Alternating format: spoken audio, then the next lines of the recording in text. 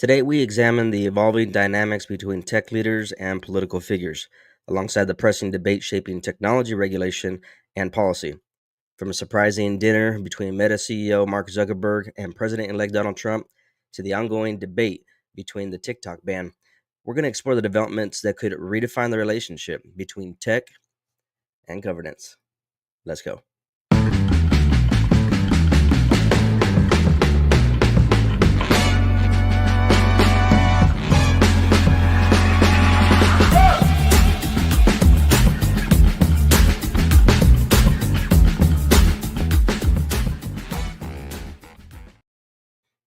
Ladies and gentlemen, what's happening? Happy Thanksgiving. If you're catching this on a happy Thursday, hopefully you get to spend it with family, friends, creating memories, eating some good grub, building some traditions. That's what we're doing over here. So we're going to get right into this here. I caught a couple of headlines and I thought, you know what? It's a little bit peaceful and calm on a Thanksgiving day. So I'm going to take the time to jump on here and talk shop with anybody that catches me live. And if not, you're going to catch it afterwards. But a couple headlines that took shape here recently that are in the world of media, technology, and social. And so you likely may have heard of some of this here. And one of those headlines I'm going to share with you here right off the bat is this one. Is Mark Zuckerberg dining with Trump at Mar-a-Lago? And you might be wondering, okay, who? Big deal. What's the case with this? Well, one of the things I want to talk about really is the big deal behind the large feud that had ensued years ago. As if you can recall, Meta banning President Trump from their platform, highly censored with content that was floating around not only regarding Trump, but you also seen this taking shape with Biden's son, Hunter, and the laptop news that was circulating and whatnot. And so there's kind of been a 180 shift in this relationship, it seems like. And so it's really interesting. It'll tie into one of the other things that I want to share here in just a second as well, because if you recall, Elon Musk is a really big central figure in this new election cycle with Trump. And these two were about to square off in the cage at one point in time, or at least that's what was being floated around. I don't know if I ever bought into the hype that it was actually going to happen, but I don't know. I don't know who I'd pick because they both seem um, a little bit on the side of not being able to hack 3 minutes in a cage, but who knows? If I had to put my money on it, I probably would have went with Zuckerberg if it went the distance, but Elon Musk if it was a short game. So that's for the record. That's what I would have probably put money down on.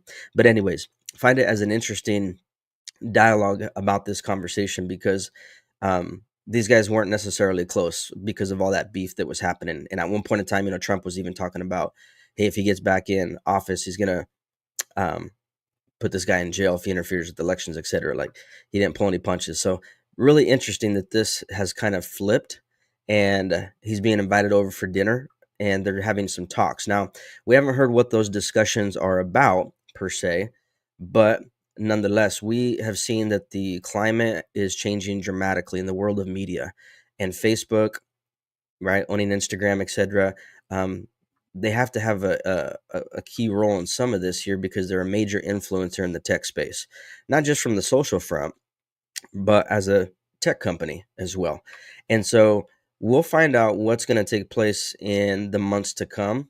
But there's obviously going to be, some news that's going to be rattling the cage a little bit. You got Elon Musk. He's the new Department of Governance, or he's the head of, what is it? Department of Government Efficiency, Doge. And that's going to likely, if he's doing this, I'm sure that these guys are going to cross paths and there has to be conversation, touch and base about these two maybe collaborating. I don't know, maybe putting things aside, from the past and seeing how this might be able to turn into something where you got these tech giants who have very, very deep pockets that can actually collaborate with one another. And so very big possibility that could happen. And so that leads me into the next discussion, with the political landscape here shifting and these tech giants beginning to have conversations that weren't even considering to do that in times past.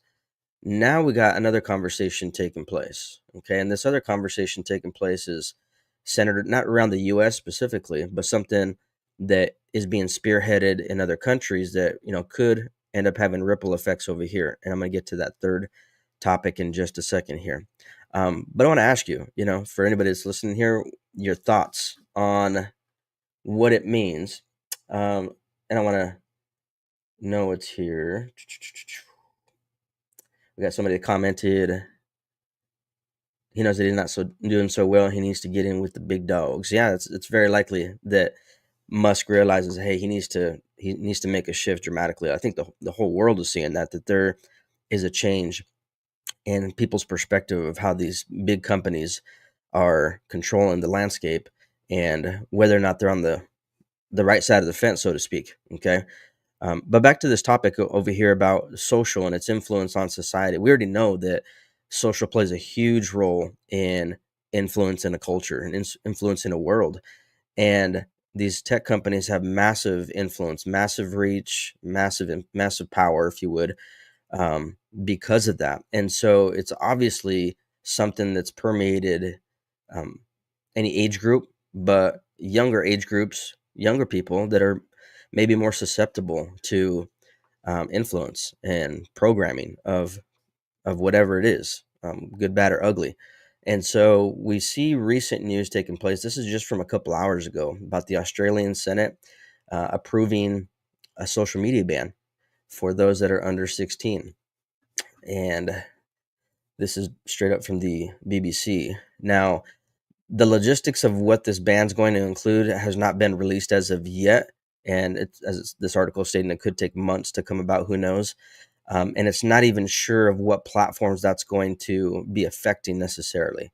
But, they're believing that many of these or some of these platforms, such as YouTube, may be spared because of some of the nuances with it related to gaming and whatnot. But I don't know if you've witnessed the same thing, but I've witnessed some, garbage on any platform really. And so I have no idea how you'd be able to regulate something like this, especially with technology and how it's changed with, you got, VPNs, for example. I can't remember where it's stated here, but they called it out, where somebody can get around it just via a VPN, biometric data, identity information, right? So there's all kinds of things that kids can figure out ways to get around something like this. And I don't know if you got kids. I got some kids, and they are smart. And I'm pretty tech savvy, but these guys figure out stuff, which is like cray. It's pretty wild how they're able to figure stuff out and get around stuff. So how this is going to happen, I don't know. I found it interesting that they included comments like this, saying for too long, parents have had the impossible choice of giving in and getting their children an addicted device or seeing their children isolated and feeling left out. I don't know. That's kind of like a weak statement to me. I feel like that's kind of a cop out for saying, oh, the parents are in a bad position, and so we got to do something about it. And if you remember, Australia hasn't been known as the government to necessarily pass laws that are in favor of the people, even though they say that's the case, which is like any big government that tends to begin to put its fingers into the lives of people too deep, and now they begin to get a bigger piece of control than maybe they're supposed to. And so I think it's a trap really to say that, hey, we're stepping in here and helping the parents out in this arena because they're in a bad spot, and poor parents, they can't make that choice of getting their child a device or having them feel left out. I think that's a lame statement. It's like, if you're a parent, you figure out, are you supposed to protect your kid or not? Make the choice. Who cares if they feel left out? Teach them how to have, character and identity in something other than technology and social. They don't need to be glued to a device in order to figure out who they are. That's a personal opinion of mine.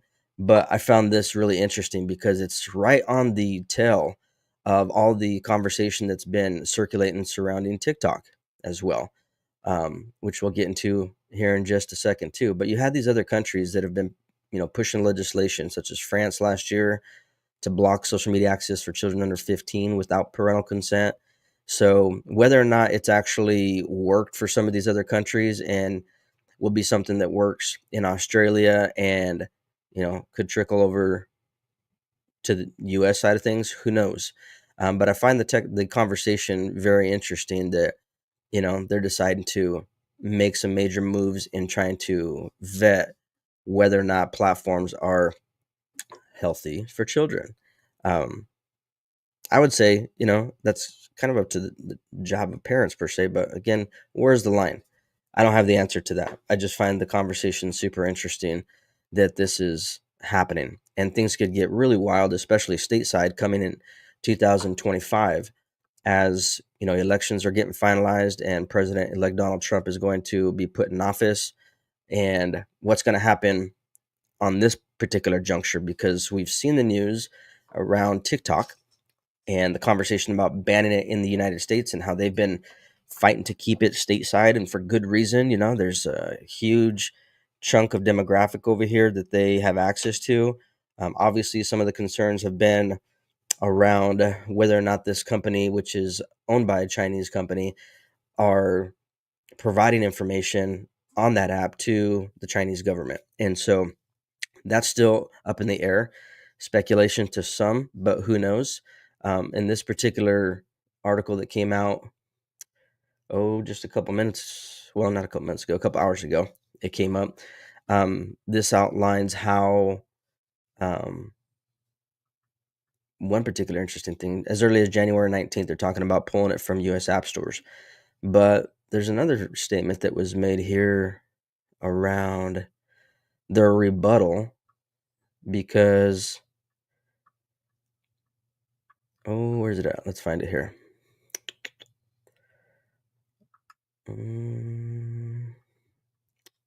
Here you got some imagery of people that are small business owners vying to keep it, etc. I'm trying to remember where I found it at, but there was a statement by TikTok CEO here, Shou Chu, and he was talking about that it's not even a Chinese-based group of employees that are actually monitoring this stuff. He says he actually claims it's a U.S.-based group that's independent from them. And so I'm going to see if I can find it. Oh, there it is. TikTok has previously said it does not share information with the Chinese government and that its content moderation efforts are run by a US-based team that operates independently from China. So that's one of the rebuttals for why, they should be keeping the app on the US-based side here. But one of the plays here that you can see is they're talking about either a divest or a ban. And so that could be divesting some of the assets from the U.S. side of things, or completely selling off the company, which doesn't sound like, TikTok's interested in selling off the company for good reason at this point, probably. But I definitely see that as a major power play from the U.S. side or anybody in office there, because, man, if they're able to take over a larger piece of that, could be very, very, very big as far as a bargaining chip is concerned for down the road. And so what's going to happen here? That's a really good question here. Is this going to create even more rifts for between companies and between government spheres, I should say. But the perspective that I'm looking at it from, it's like, how do business owners adapt in this space here, where you got these tech giants that are going at it?